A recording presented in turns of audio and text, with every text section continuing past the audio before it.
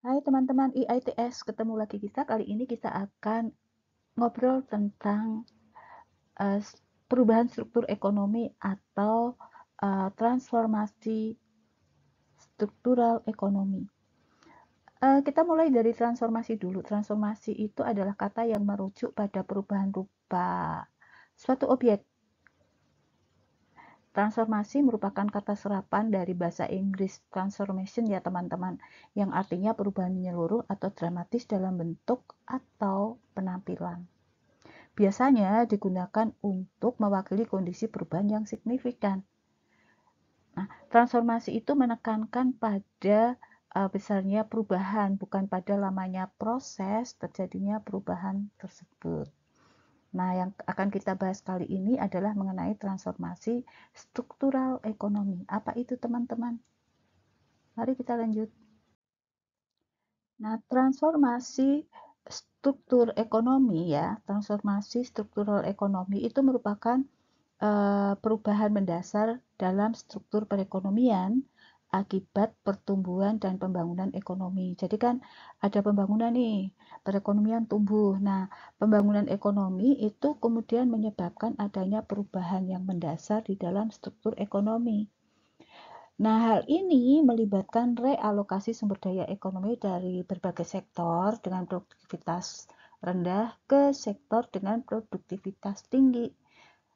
Nah, sehingga menghasilkan peningkatan efisiensi, menghasilkan pendapatan yang lebih tinggi, dan meningkatkan taraf hidup masyarakat.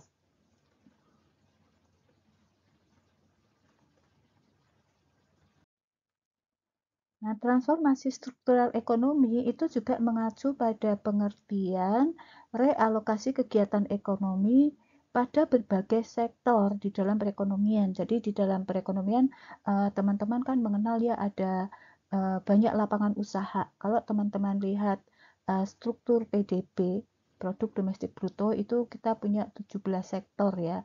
Dari sektor pertanian, sektor pertambangan, sektor industri manufaktur, dan lain sebagainya. Nah, ini terjadi perubahan realokasi kegiatan ekonomi.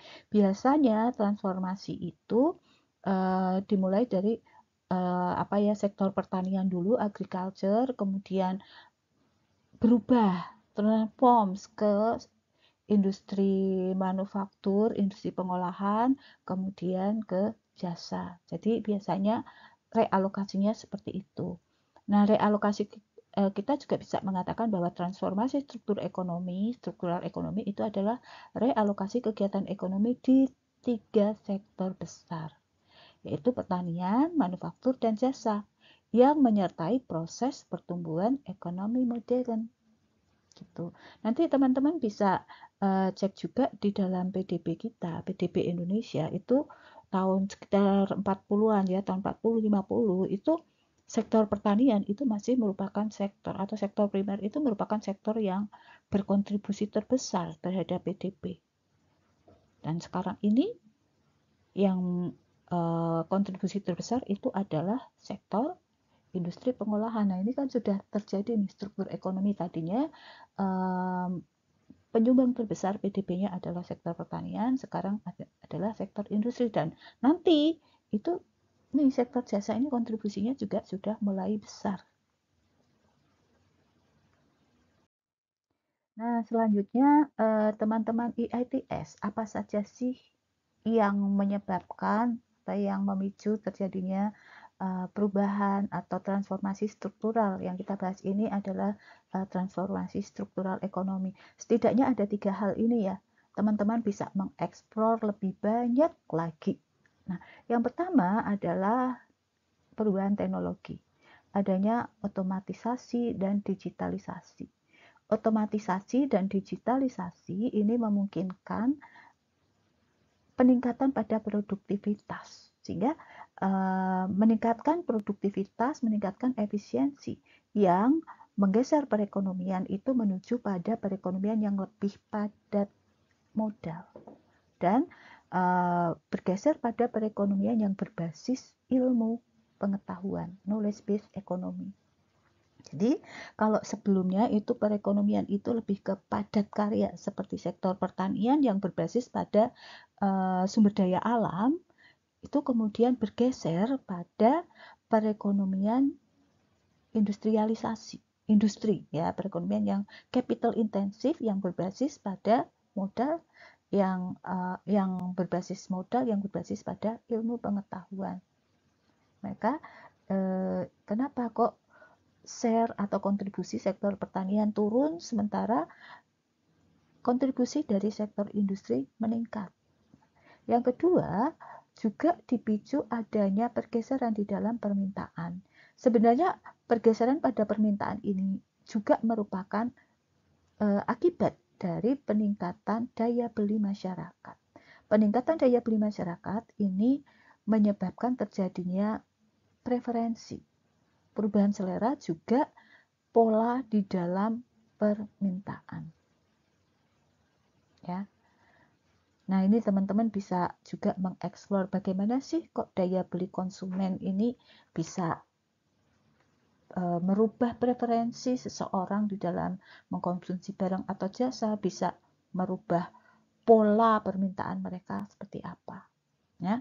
Nah, perubahan preferensi masyarakat, perubahan pola permintaan masyarakat ini yang kemudian mendorong perubahan pada alokasi sumber daya di dalam perekonomian. Lalu yang ketiga, globalisasi.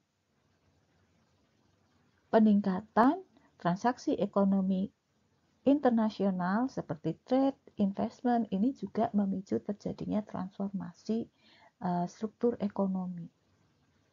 Jadi ketika transaksi internasional meningkat, sekarang dunia terbuka, apa yang terjadi di sana, apa yang sedang tren di luar negeri di sana, entah itu di Korea, entah itu di Amerika, itu kadang-kadang kan menjadi acuan juga tren di sini. Kan seperti itu ya. Jadi globalisasi ini kan memungkinkan terjadinya konvergensi selera secara internasional. Inilah yang kemudian perekonomian akan merespon dengan adanya perubahan struktur ekonomi tersebut. Nah, ini teman-teman EITS, kalau kita akan lebih melihat bagaimana secara sektoral di dalam perekonomian itu terjadi pergeseran. Jadi, kecenderungannya kan seperti saya sampaikan tadi begini, akan ada penurunan di sektor pertanian. Kontribusi sektor pertanian terhadap PDB, produk domestik bruto, dan lapangan kerja itu biasanya menurun seiring dengan berkembangnya perekonomian. Jadi tenaga kerja itu akan cenderung beralih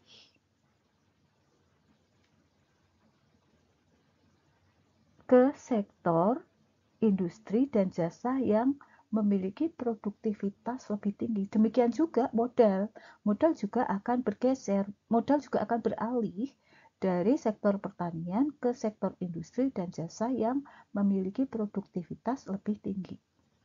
Nah, kalau sektor pertanian itu decline, mengalami penurunan, sebaliknya sektor industri itu mengalami ekspansi. Sektor industri semakin besar. Sektor manufaktur atau industri pengolahan, sektor manufaktur semakin penting dan menjadi pendorong penting di dalam pertumbuhan ekonomi, peningkatan produktivitas maupun ekspor. Nah, ini sudah kelihatan kan teman-teman di perekonomian kita. Dulu penyumbang terbesar adalah sektor pertanian dan sekarang penyumbang terbesar adalah sektor industri. Nah, begitu seterusnya semakin berkembang, nanti lama-lama akan ada dominasi sektor jasa. Sektor jasa itu diantaranya termasuk jasa keuangan, layanan kesehatan, dan teknologi informasi. Itu akan berkembang dan menjadi kontributor terbesar terhadap produk domestik bruto (PDB) dan lapangan kerja di negara-negara maju. Nah, ini nanti teman-teman coba cermati bagaimana perkembangan kontribusi sektor-sektor lapangan usaha di perekonomian kita dari 17 sektor itu. Kalau sekarang ini itu masih ya tiga penyumbang terbesar di dalam PDB kita itu adalah sektor industri, kemudian sektor perdagangan, kemudian sektor pertanian. Masih tiga besar. Kedepannya seperti apa? Nanti teman-teman bisa lihat dulu seperti apa, ini teman-teman bisa telusuri lagi apakah dulu juga seperti itu. Baiklah teman-teman, saya ingin lebih dalam tentang technological change atau tentang perubahan teknologi. Teman-teman tentu tidak asing lagi dengan istilah revolusi industri ya. Revolusi industri itu apa? Revolusi industri itu adalah perubahan yang besar-besaran, radikal dalam hal bagaimana memproduksi suatu barang atau jasa. Atau kita bisa mengatakan perubahan secara besar-besaran di bidang pertanian, manufaktur, pertambangan, transportasi, dan teknologi, serta memiliki dampak yang mendalam terhadap kondisi sosial, ekonomi, dan budaya di dunia. Nah, sejarah revolusi industri itu dimulai dari revolusi industri 1.0 itu pada tahun 1784. Nah, pada tahun ini ditemukan mesin-mesin uap di dalam industri. Maka kemudian yang tadinya menggunakan tenaga kerja manusia secara manual dengan menggunakan tenaga manusia itu kemudian digunakan atau digantikan dengan penggunaan mesin uap di dalam industri. Selanjutnya mulai tahun 1870 ini awal dari revolusi industri 2.0. Nah, di dalam revolusi industri 2.0 ini ditandai dengan penggunaan mesin produksi massal, tenaga listrik, maupun tenaga bahan bakar minyak BBM. Lalu tahun 1969 teman-teman itu mulai revolusi industri 3.0 ditandai dengan penggunaan teknologi informasi dan mesin otomatisasi, automated machine ya. Jadi teknologi informasi itu tidak mulai tahun 1990-an ya teman-teman, tapi sudah ada sejak 1969 ini teknologi informasi sudah mulai berkembang. Lalu saat ini atau mungkin masih dalam perdebatan juga apakah sudah berakhir atau belum, ini adalah revolusi industri 4.0 tahun 2011 ditandai dengan mesin terintegrasi jaringan internet. Nah, seperti saya katakan tadi masih di dalam perdebatan gitu ya, yaitu mengenai revolusi industri 5.0.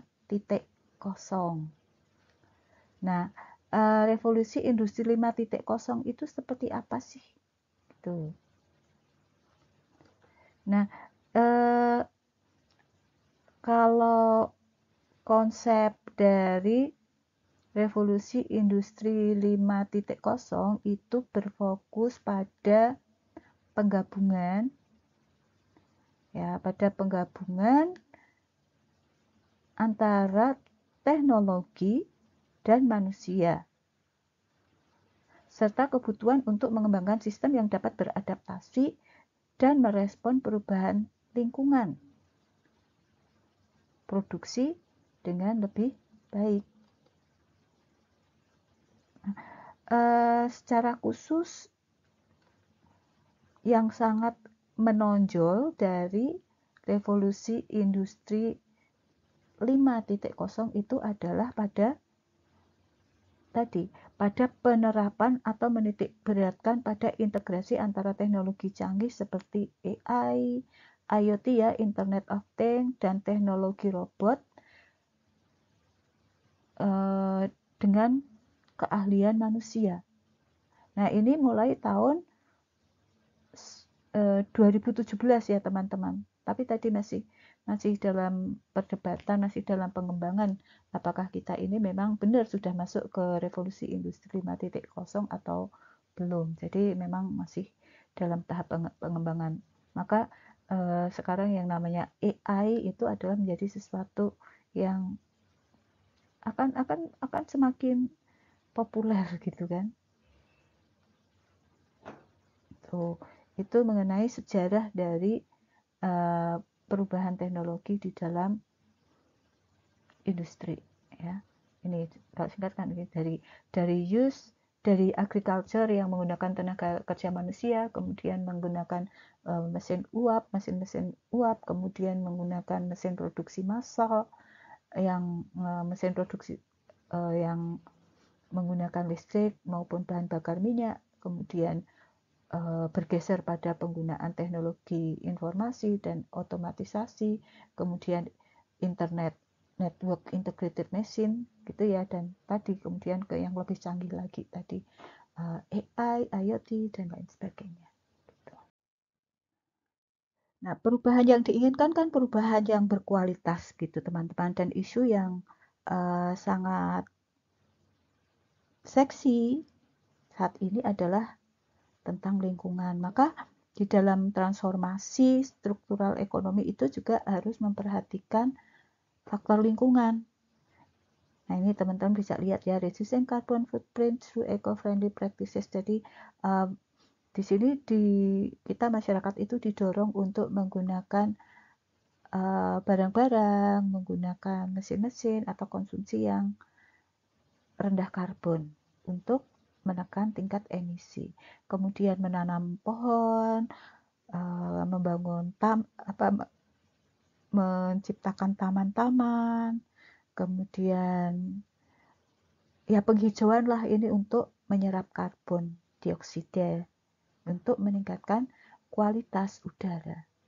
Kemudian mengurangi sampah, kemudian meningkatkan recycling ya, recycle penggunaan kembali untuk menekan karbon tadi terutama di daerah-daerah perkotaan. Nah, ini juga di dalam,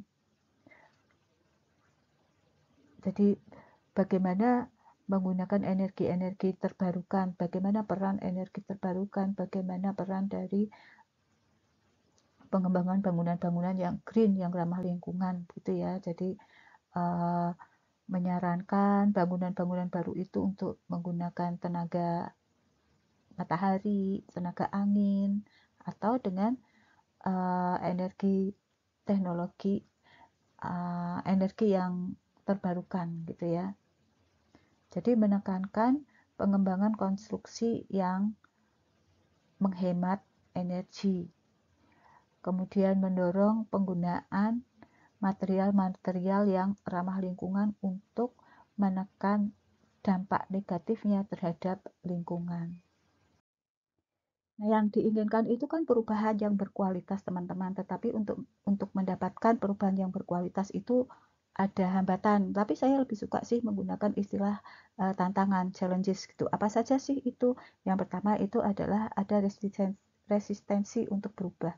Jadi sesuatu yang sudah menjadi kebiasaan, apalagi itu sudah mengakar, itu susah sekali untuk dirubah. Yang kedua itu ada friksi, ada skill mismatch gitu ya. Jadi pengennya A tapi adanya B. Jadi kualifikasi tenaga keterampilan yang dibutuhkan itu tidak sesuai dengan kompetensi yang dimiliki.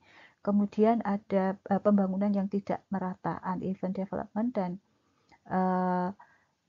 sekarang ini memang concern terhadap lingkungan itu sudah mulai tumbuh, tetapi ada environment concern, tetapi juga tidak mudah untuk melakukan karena ya tadi berbagai hal tadi. Time to think.